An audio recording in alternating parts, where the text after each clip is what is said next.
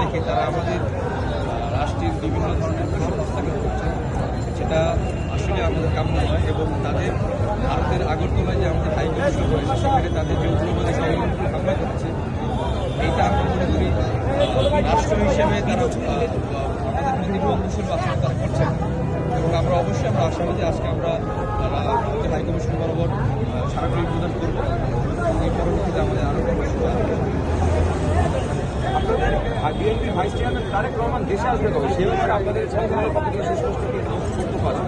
সেটা আমাদের আমাদের যে হাই কমিশন আছে ওনারাই আপনাদেরকে জানাতে শীঘ্রই, যেহেতু জনগণ চাচ্ছেন, এই দেশের জনগণ এই মুহূর্তে চাচ্ছেন যেন তারেক রহমান দেশে আসেন।